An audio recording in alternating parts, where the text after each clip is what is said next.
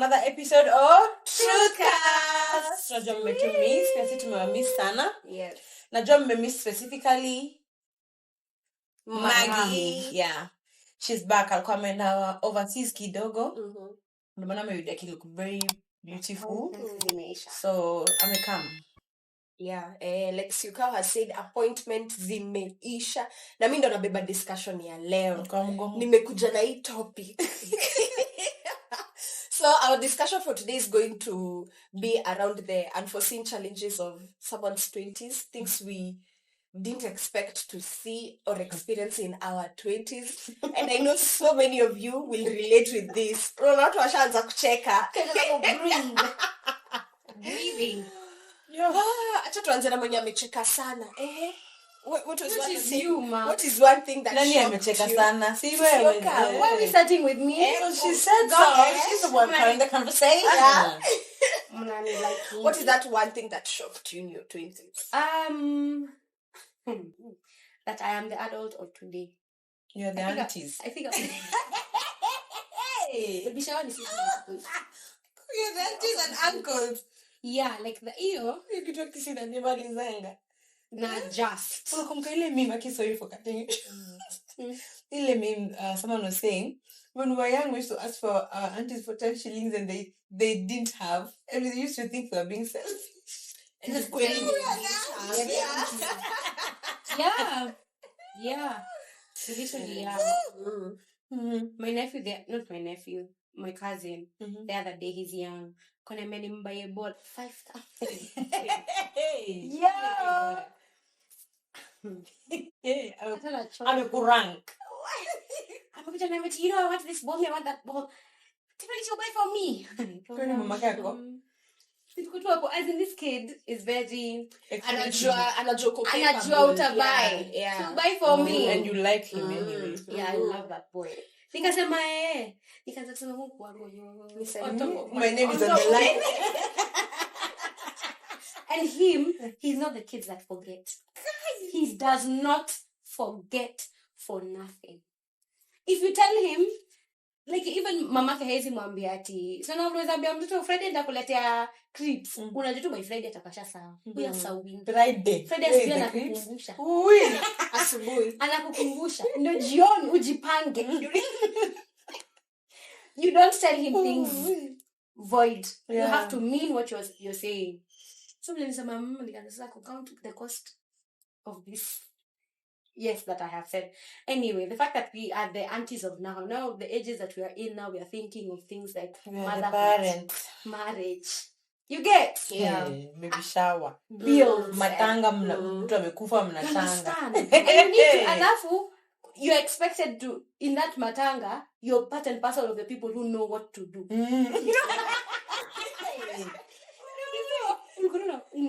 Unaweza kaa chini. Sahi huwezi kaa chini. You're a grown woman. So you know, will you handle the catering? Yes. How did I get here? I was yesterday. Anyway. Upon being the aunties and all, hata mimi, mamangu alianza kunipea calls kama ujewe ndo unapeleka, nataka upeleke Angel shule. Haya sasa. As in, umpeleke high school? Like, nimpeleke, like physically nimchukue nimpeleke. For the first time in my life, I thought, okay, mtu anaanzianga wapi. Kwa sababu jamii ndo nilikuwa napelekwa. Unapelekwa, so you don't even think. Mama wangu ananicall na, simu, Angel alivunja simu, utambaia simu. Yeah, utambaia simu. Ui! Yeah, my God. Yes, so having to digest that unazoitishwa vitu kama hizo. And also I'm at a point where even my grandfather atanitisha do. Like they know I can do that. Hey, we are grown guys. I know. Atanipigia niambie nilikuwa niende kwa daktari niangaliwe sijio macho. Sasa utanitumia. And you send. Utafanya? See you at that level now. You're at that level now. Oh my God. Yeah. Sisi watoto tena. Another thing that has shocked me in my 20s, mental health. if you all remember, mnakumbuka we used to have this help. For the first time I'll be talking about her na hata sita cringe, but this help, this lady, this shosho, sikumbuki jina. She alikuwa anafanyanga tu vitu huelewi. Right now I'm thinking probably she had mental health issues. You know, God. Stresses zake tu za maisha ni venye tu sisi hatuoni. Ole wangu nilikuwa najipata tu katikati ya hizo vitu shida zake. Yeah. So how is that thing you are not prepared for? As in I'm able to, unajua ukiwa mtu ukiona watu wanaishi hivyo, ulikuwa unajuanga this like then years back nilikuwa najua this is a very wicked person, huyu hata labda ni mchawi, you know, but right now when I look at it I'm able to see it from this other perspective of maybe alikuwa tuna two issues zake. You know, so I never imagined that in my 20s I will be reasoning like this about people. Yes. Wow. Wow. I think for me, one thing I'm realizing in my 20s is that our parents were right. About what? About most things. Yes, they were. Behaviors za watu uko home. Yes. No, not as at that time ulikuwa na keo mami anakuanga judgmental. I remember we were having a conversation with my sister juzi too. So tulikuwa tunachonga my sister because my sister, she's very very expressive. So akifika kwa nyumba atasema hi guys, and then if my dad is in the house atakwambia papush sasa uko poa, sikia yako imekuwa poa, and then she'll tell my dad everything about her day. Everything that happened. Sasa sijui nani alafu sijui alafu, you know, she enjoys doing that. And then my dad sometimes will tell her what to do, you know, advice. And kitambo, that is not something that we would never have done when we were younger. Atikuza papush, what do you think? Me right now, I esteem very much some things that my parents tell me. I esteem them kabisa kwa sababu no longer they have wisdom that I don't have. And I never imagined this would be me. Because sometimes my dad will say, that is not wise, something. And then you know how he is very soft-spoken. Yeah.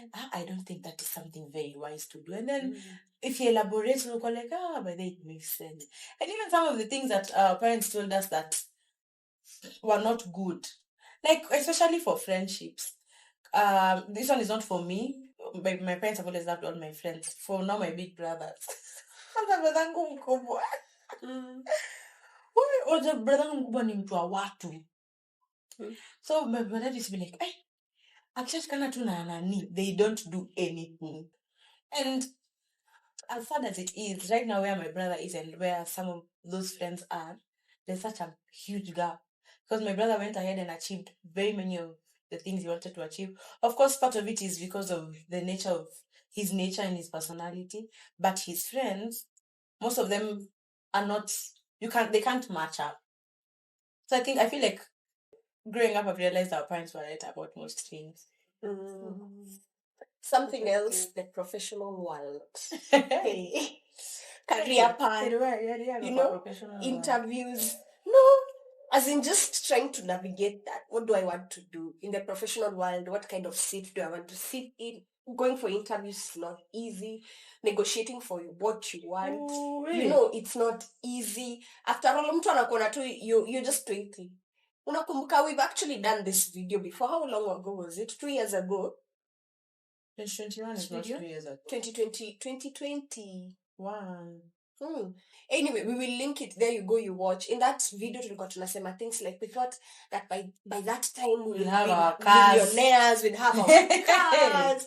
You know, you'd go get the kind of job you want, but it's not really like that. Adi na urumia wasichana wanifanya hiyo video. The way we were talking there. Yeah. Oh my God, you know, so it's very hard. Na huku nje hakuna huruma pia. What? No one cares. That's interesting. No one cares. For me, I think what I wasn't prepared for in my 20s is that you're the adult, yes, now. And now you need to show up as an adult. Yeah, for yourself. Showing up. Not even for yourself. You see, it's spaces like you're just thrown in spaces, figure it out. Understand? Now you don't have the luxury of accommodation.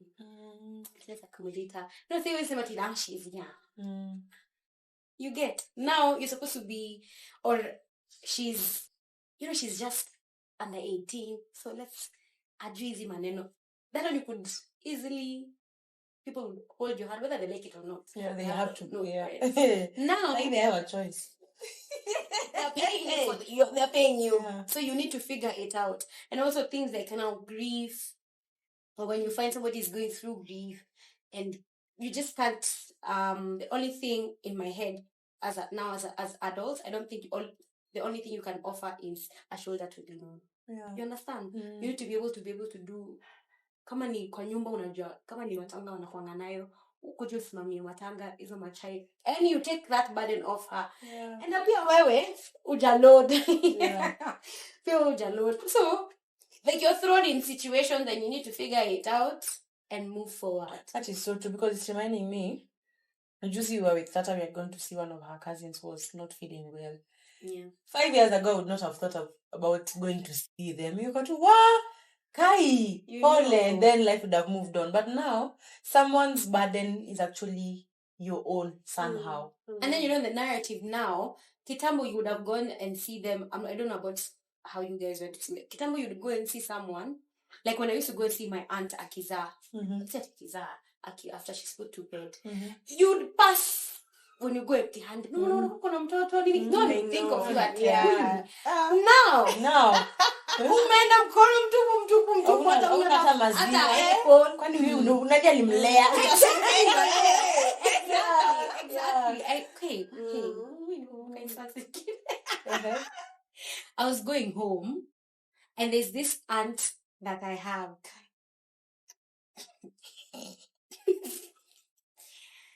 Akifungwa ngapi hivi mdomo nishasikia stress. Because you're never prepared for what will come out of her mouth. So nimefika home, at this time I wasn't staying home. So nimekuja kuona kina Siokawa and everything. Saturday nimefika tu saa 6, nimechoka, nimebeat na jua vumbi. I'm just tired.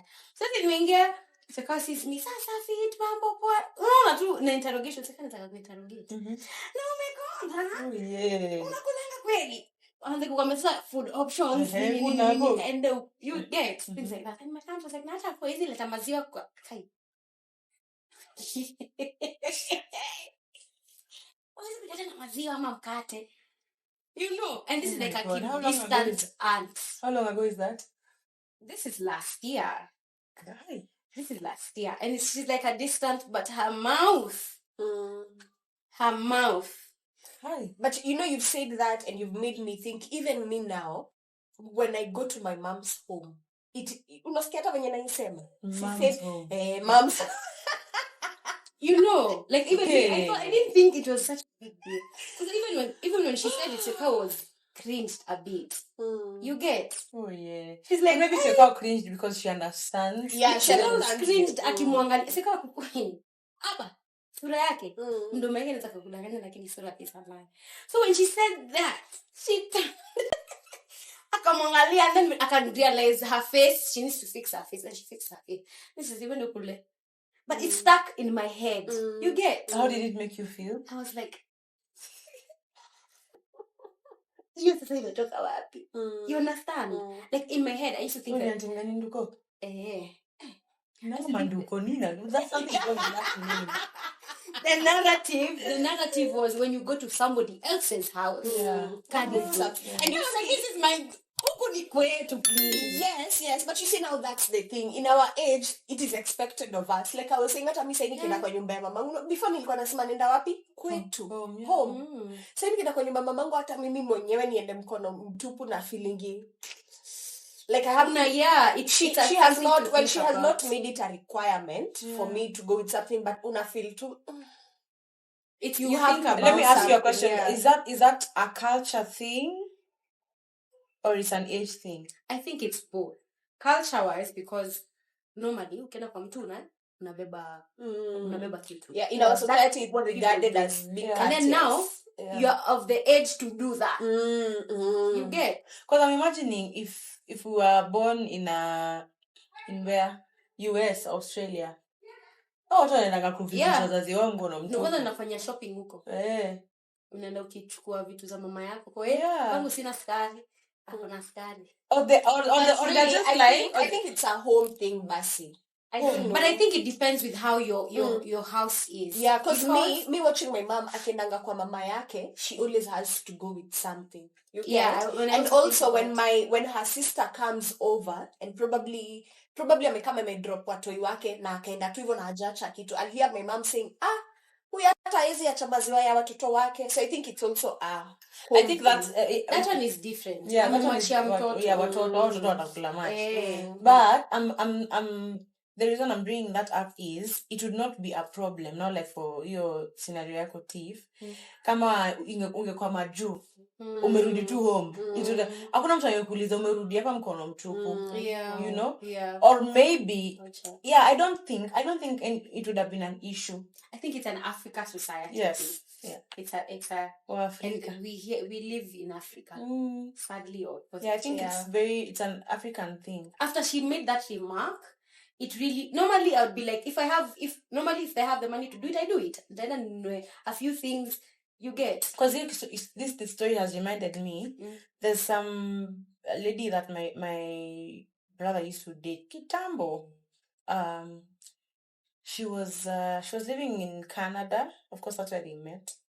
And then they traveled home together just to come and see my brother's people and all that. So that lady, since she's lived in Canada all her life, she was Zimbabwean or Zambian, one of those Z African countries. So she brought my dad a tie and my mom a necklace. If it was an African going to an African, madam, the woman would buy you a nice leso, and then the gentleman buy you I don't know, shoes or shoes. Yeah, evil. So me when I saw that she had brought my dad a very nice tie and my mom a nice necklace, I was like, oh, this is so cute. But my mom was finding it so weird. She was like, even necklace. What am I going to do with necklace? I'm going to shopping. Yeah. Shopping ama leso. You leso kuna mtu angeishika. Ama material ashoneshe. Ama hizi vitu za nyumba hizo. My mom would never have forgotten it.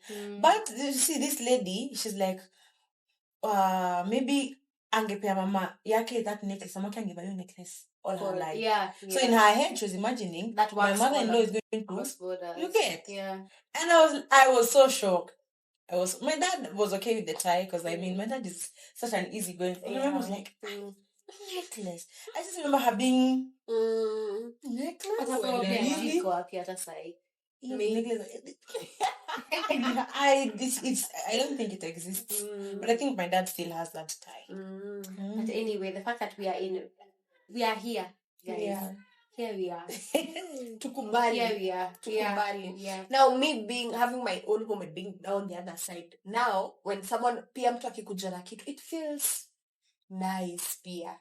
I don't know, it makes you feel like, okay, this person thought about me. Akona asimame kwa hiyo duka. You get achuku yako kama ziwa or anunue kama ni kakeki or whatever atapata. It just feels. Would it be an issue? The narrative is nice or the narrative is they have ticked off some things in your checklist in your head, as in they have taken a load off your back. For example, if you had a shopping list, and somebody has done the rice and the oil na maziwa. So when they've brought it to you, are you like, nice, they have done whatever, or is are you like, hey, yo, we are many idea. 4,000. Well, when it happens that someone has checked off something from my list, well and good. But ata isipo happen, ni sawa. Because anyway, you don't have my list. It's not like they display my list everywhere you get. It's just the feeling of this person actually thought about me. You get? For Maggie, it's usually the thought and the effort. Yes. Mimi hata ukujapo niambe, hey, nilikuwa napita hapo kwa shop, nilikuwa tu nakaa kanini kabai tropical, niko na pia we nikulete yako. I'll feel good. You've thought about me. Yes. Aww. Yeah. You're adulting. Yeah. Something else that shook me. I mean, niko na point huko. Mimi ndo nimekuwa shocked sana. No, for advanced in the 20s.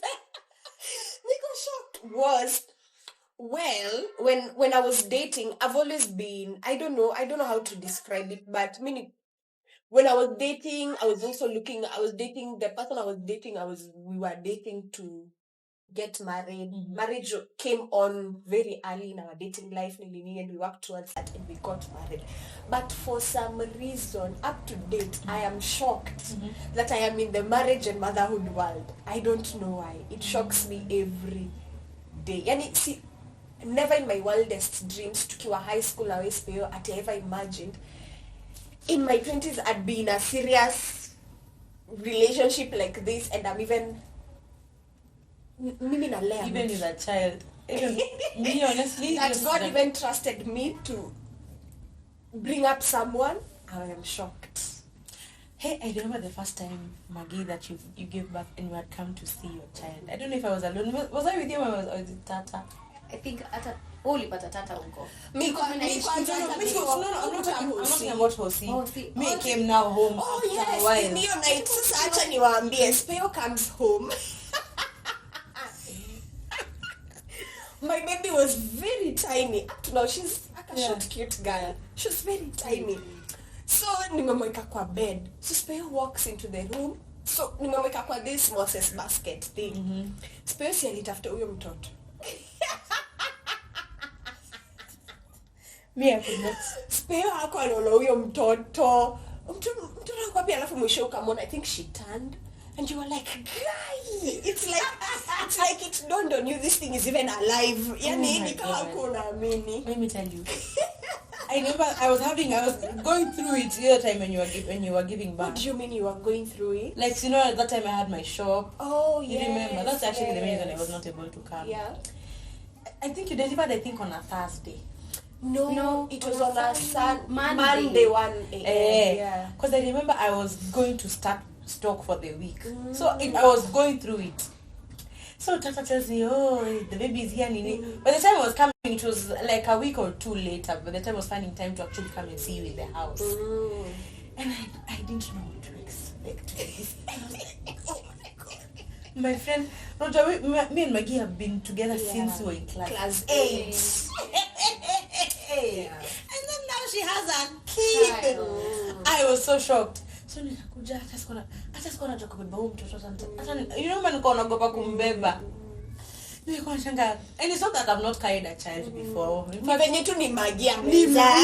Maggie. I didn't know what to do. I remember I was telling Tata, sasa guys, sasa what do we do? I think we passed by somewhere, we got some milk ni nini nikaku. Na actually when on Sunday, so you went into labor on Sunday. Yeah. When I got the 2 a.m. call, babe, I woke up at 6. No, again, we get 2 a.m. Nikasema chini kwanza. Ulijua basi. Nikamwambia chini kwanza nipumue. I was like, this cannot be. So yeah, I never imagined in my 20s, because I don't know, I still feel like I'm a very little girl. So you're a child. Like I'm a child, meaning children. So as in right now, I'm already thinking, like, I have to watch my life around this little girl. Yeah. You know, I'm looking at her. I'm looking at her sometimes. Through her, I see my mom. Okay.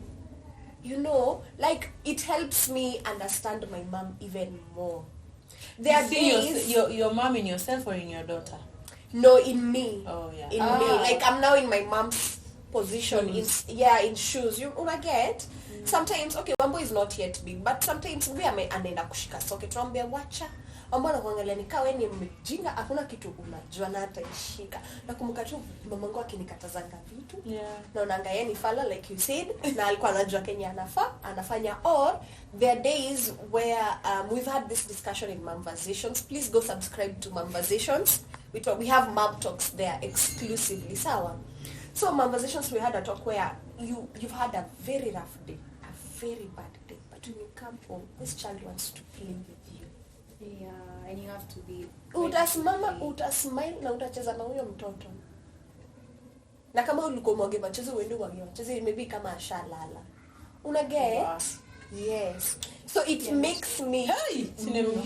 It makes me think, my mom was a single mom. Yeah. You know? Oh, wow. alikuwa na job, ana navigate job. Una get?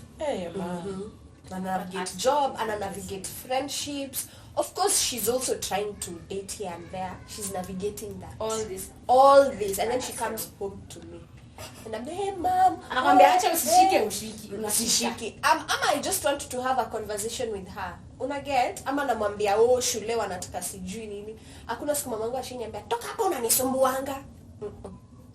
You get? So imagine, in my 20s, this is you. The roles have reversed. Exactly. Yo, sidhani kama niko ready. Yep. Me, I think I expected my 20s to be smoother. We all did. So in terms of working towards my dreams, you know, just sit here, me, I want. And then now the shock comes where you thought, and then church testimonies, praise God, I was applying for a job, I just wrote, and miraculously they wrote back, and I was called for my contract. I didn't even apply for that. Yeah, I didn't even know it exists. They just called me. You, and I didn't even. Anyway, we connect. Sweat, tamak. I didn't expect job search to be this rough. You know, and then kumbuka tukiwa wadogo, the causes of youth unemployment.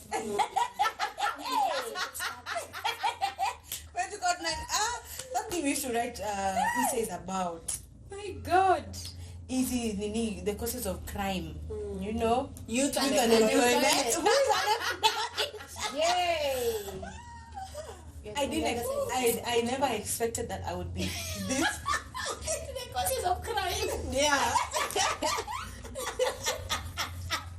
I never expected that I would be this age and in that situation. In that bracket of you have potential time to get rich criminals. Hey, my God. I never expected it to be me. Never. Ungenilization it for 13 years when I was going to sit my KCPE. And you were going to pass, go to Kenya High, go to your end and do med, and then I work. You know, everything was figured. I never, in my siku wife career, I will have to fight for the things I want. And fight for your life while at it. And sometimes, by fighting I mean wait. Yeah.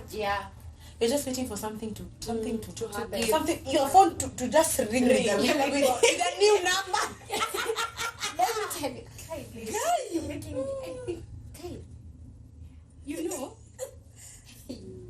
normally I don't.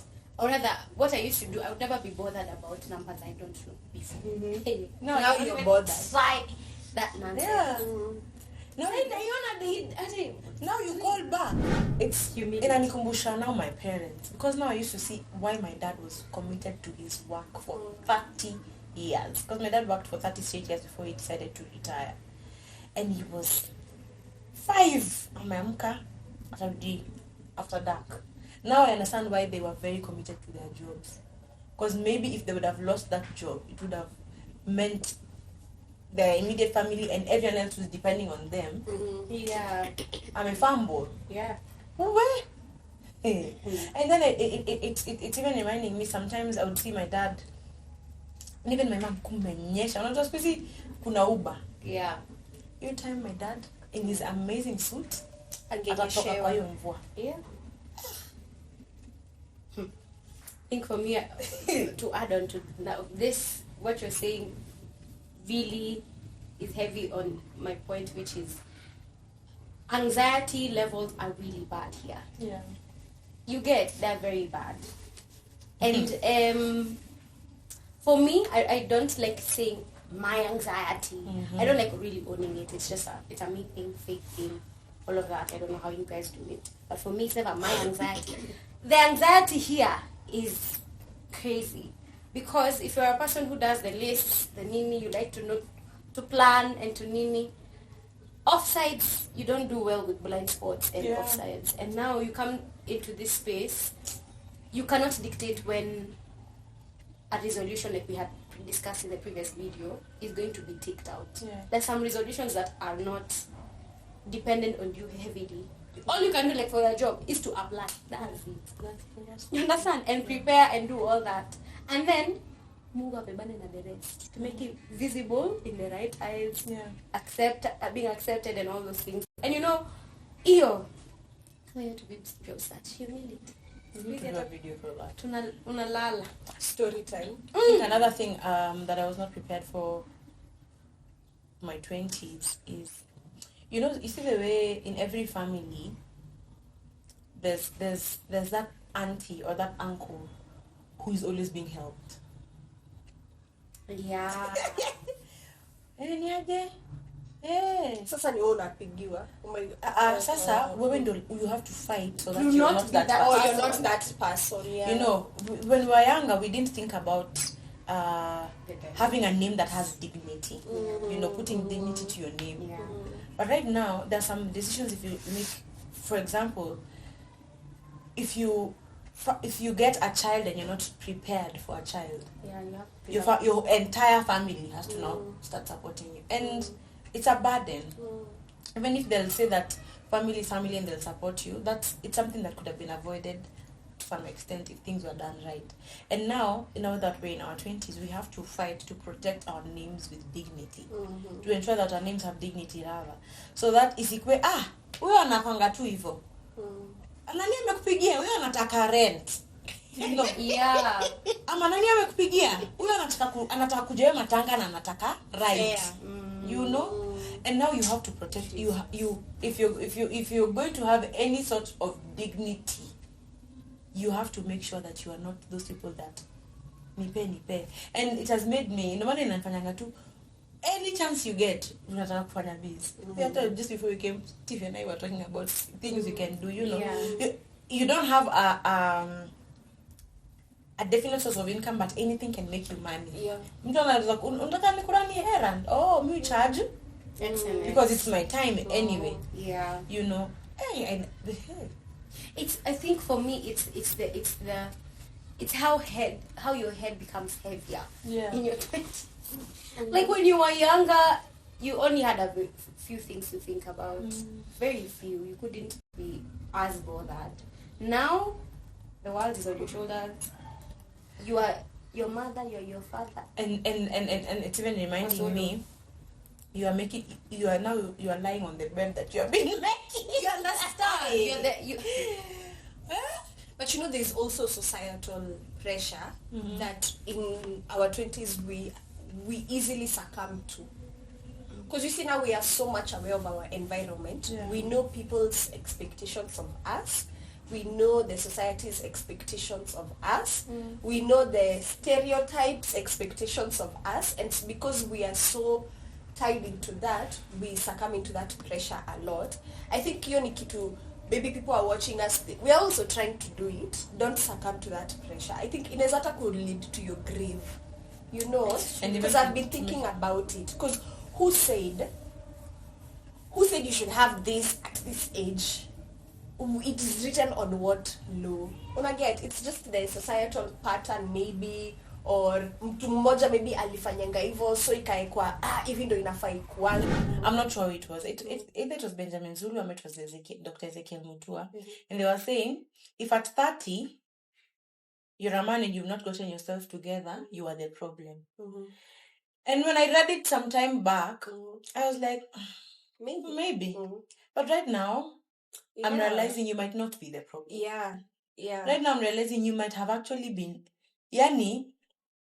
you could be part of the problem. You cannot be the entire problem. You get. Because kama sahi, I mean, we are nearing our 30s, guys. We're nearing our 30s. And we are not sure if we'll have achieved some of the things we want to achieve, or we would have hoped to achieve when we were 30. Our hope is that we're not having this same conversation at 30 or in our 30s. Because then the ballgame is different. You get? I remember thinking about that comment. Juzi too, I think I was coming from the shower. Nafikirianga sana. I was coming from the shower. Post shower thought. I was like, you kitu, in as much as when I had it the first time, I didn't have a problem with it. But now, because it created such a rift on Twitter. Because other guys were like, hata Yesu bado alikuwa 30 na alikuwa kwa mimba wazazi wake, you know? And others were like, yeah, it's the truth. If you're a man by 30, you're supposed to have had it, you know? And then even just the way you're saying, at 30, if you're a man, society expects you to sort of be heading to settle down. So if you're a 33, 4, 5-year-old man who's not settled down and you're not dating, eyebrows are all up in the air. That's the same way even for ladies. If you're in your 30s and you're not dating, guys are like, dating or married. Married. Finished expecting. Yeah. So the society is just waiting for, is like, you're supposed to have, and you're right. I think one thing we need to do even in our 20s is set our own expectations for ourselves. And also find a way of how you're going to cope with failure and disappointments. Yeah, that's the truth. Find a way on how, because they will happen. They will happen. Yes. For example, your story time mmesema mmefanya hiyo job tutafanya or story time mtafanya hiyo day, how did you people feel at the end of the day? Tulienda tu tukatafuta juice watch out for that one. So you see that evening, I was not thinking first doing the east side. So you see, it's actually coping with the failure, disappointment, and peer rejection. Hata mimi kuna areas nimekuwa rejected. How do you cope with that? Because imagine you mix the societal pressure and then you mix, they're also thinking in your failures and disappointments. You commit suicide. So you also like 20s banange. I think it becomes worse when society is pressuring you and also the house that you're in is pressuring you. It can become very ugly. Very ugly. Because you can imagine you're dealing with society, you're dealing with yourself, and then you're dealing with a constant voice in the house telling you, what are you doing with your life? Or they're not seeing the fruits of your labor. And probably you are laboring. Set unaka home, couch all the time. You get when you're outside laboring, you labor. When you come back home and you just want to, unwinding, watch something else to think about somebody else's story. You open Netflix, you get just because they found you in that moment of rest. Understand? I don't even know. I don't know whether to tell those people to pray. I don't know what to tell. I don't know. Because it's really hard to cope when everywhere is pressing on you. I think what I would say is stay in your lane. Because in as much as the things you're trying to achieve, other people have done them, and you can seek help,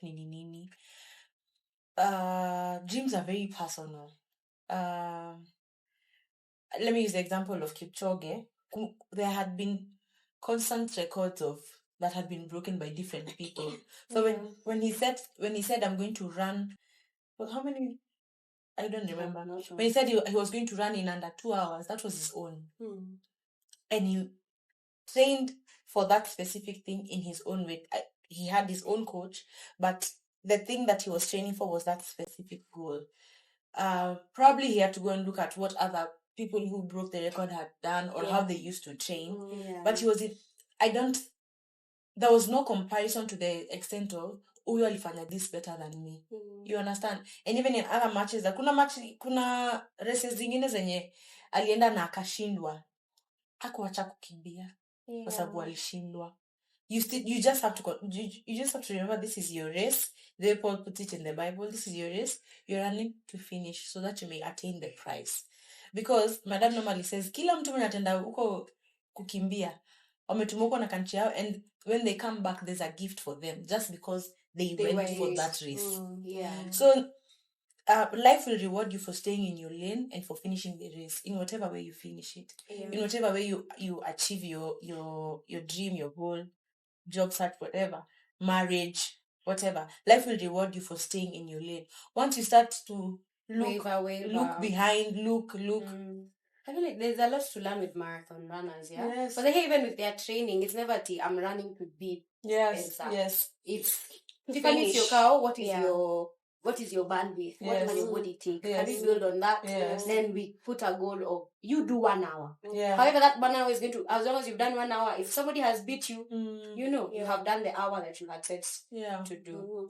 And Nini, I think sticking to your lane brings me to something I had written here, exploring identity and purpose. I don't think you can stick to your lane kama hujajua identity yako na hujajua purpose yako. And in as much as from our discussion it looks like your 20s are very hard, I think this is the best time to explore what is my identity, what is my purpose, who am I? You know, like I was once in a set, I was shooting for someone and she had a guest and her guest was so comfortable in inaweza hata mtafuta nimlete hapa. I looked for her.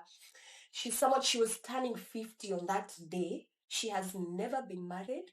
She has not even one child, and she was so comfortable. The topic was about relationships and all stereotypes and all, and she was so comfortable in her skin.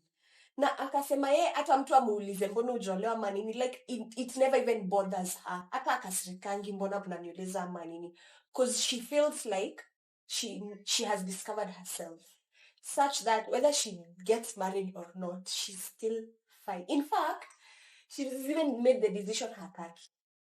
Ye ako sawa venye ako. Imagine. And the whole time tukishoot, me just I was just admiring this woman. And she's in her 50s and she looks like she's in her 40s. Like, no, hiyo siku alikuwa turn 50 ndo alikuwa anaonekana turn 40. Like, so this is how people who don't have stress look like. You know? And so I think yourself, your identity, discovering yourself, discovering your purpose is very important. Wow. And then, you know, she was saying her life, she feels fulfilled because she believes she's living her purpose, which is helping women become comfortable in who they are. Unaget? Because alikuwa anauliza maswali kama, who said just because you're married in that family, December uende upike upo machapo?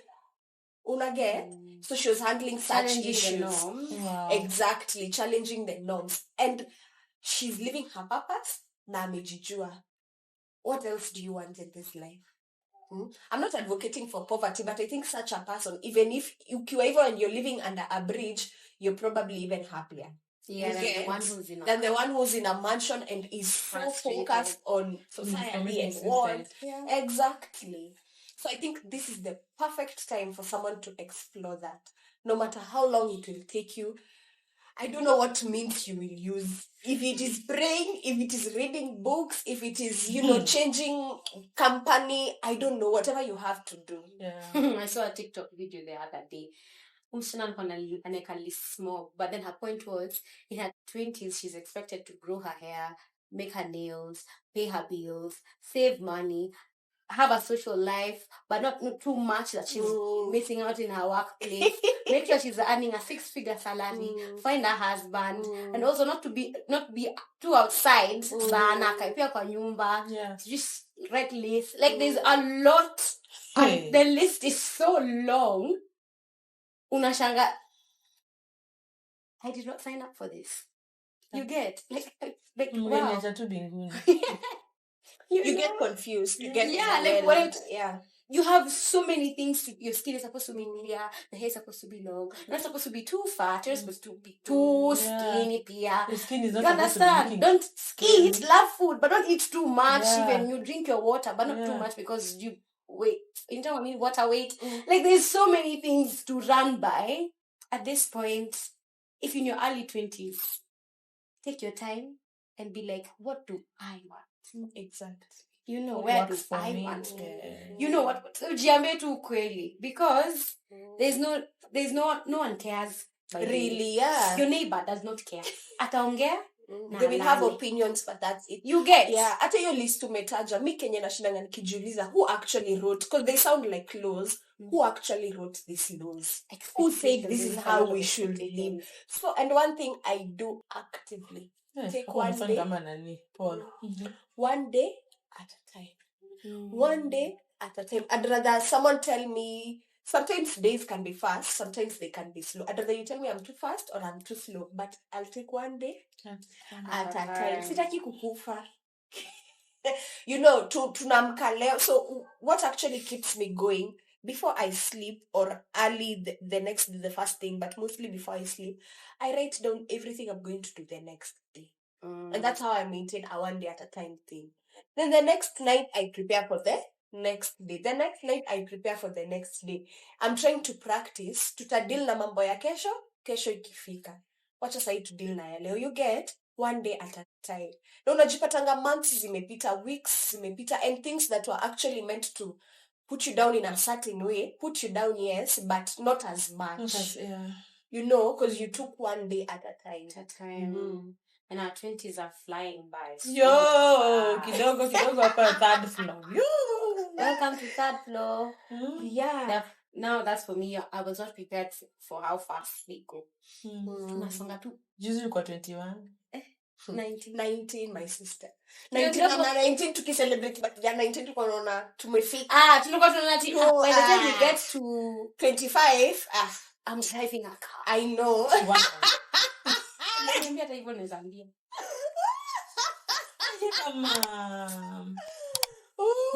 Yeah. So, as we are finishing this, my prayer for us, and even the people who are watching us, your point nimesema ya just trying to actively discover your self-identity and your purpose. That's my prayer for us. Like you've said, when we get to 30, tusikuje hapa tufanye this same conversation. Yeah. You know, we have a conversation of how better do we improve our 30s. You know, how better do we improve that business we are doing. You get? Yeah, because I think that is the root to everything. Kujijua. And I was listening to an audio and this person was saying, purposes are different. Success are different. Yeah, everybody's different. Your success, how you define your success is different from how I define mine. Akasema kuna mtu mwingine akiwork kwa bank na alipwe a good figure, that's success for them. Kuna mwingine aolewe tu na apate mtoto na apewe chance ya kuchunganga hiyo nyumba, that's success to them. Because you know you mean fulfillment kabisa. So define your own success. What is it? Define your own success. Interesting. Different perspectives. Okay, so thank you so much for tuning in. I hope you have been inspired. I hope you have been encouraged. In as much as 20s iko na shocks zake. Niko sure pia kika watu wako 3rd floor, 4th floor, 5th floor. Pia wao watatuambia stories zao za how it is there. Yeah, just make sure you discover who you are and what your purpose is. Sawa. Until next time. Bye.